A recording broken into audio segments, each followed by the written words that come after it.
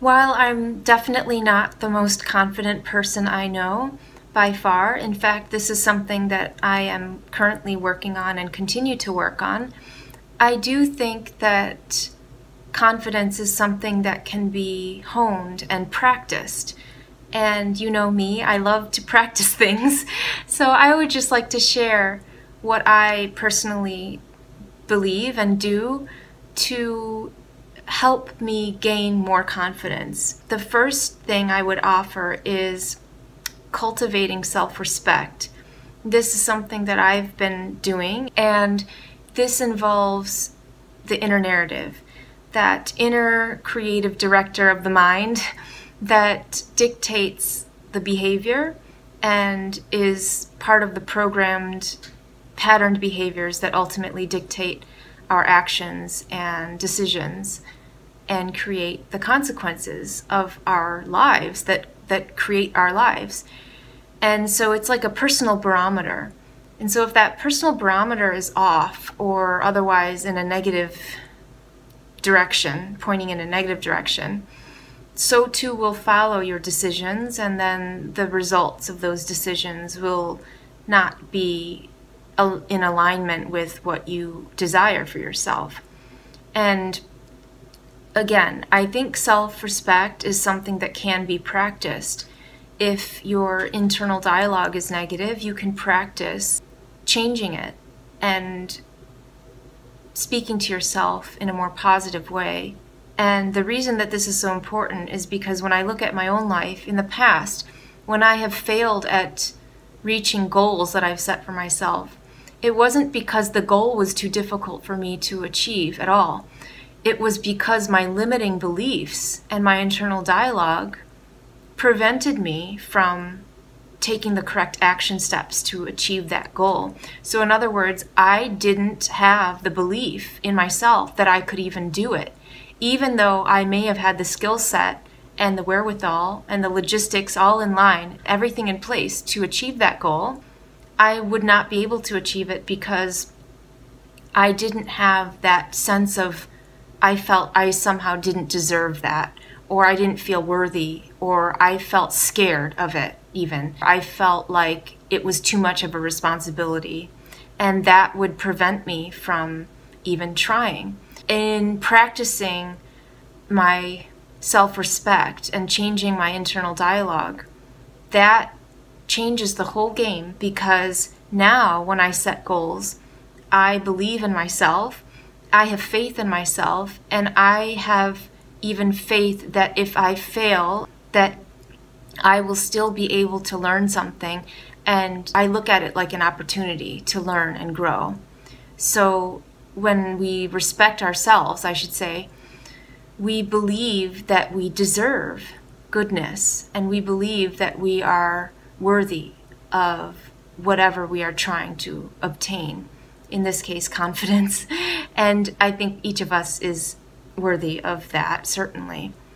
And the second thing that I do that has helped me tremendously in my confidence is setting small but doable goals. So in the past, I used to set goals that were perhaps too ambitious, and it would again prevent me from even attempting, because I would lay out a plan for myself and I would progress and proceed along the way with great success until I got to a certain point where it became perhaps too difficult and the challenge became insurmountable, and then I wouldn't follow through with the end of the goal, to the end of the goal. So what I do now is I set realistic goals that are challenging to me. They present and pose a definite challenge, but the challenge is doable. I know that I can reach it. And the reason that that is so important is because once I reach that goal, that becomes self-motivating. And just that feeling of setting a goal and reaching it is motivation for me to keep going and set more goals.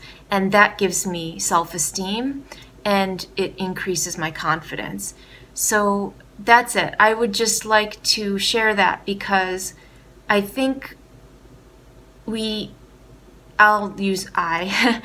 I think I have been definitely guilty of self-sabotaging and having a negative internal dialogue.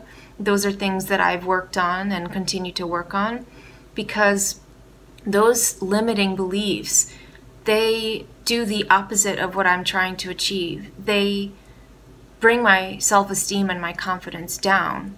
You must believe in yourself first. It starts with yourself. So you have to have a strong sense of yourself, and that identity needs to be set and cultivated. When you respect yourself, that is what you will receive from others, because people who respect themselves, they command respect from other people automatically because of the way that people observe you treating your own self.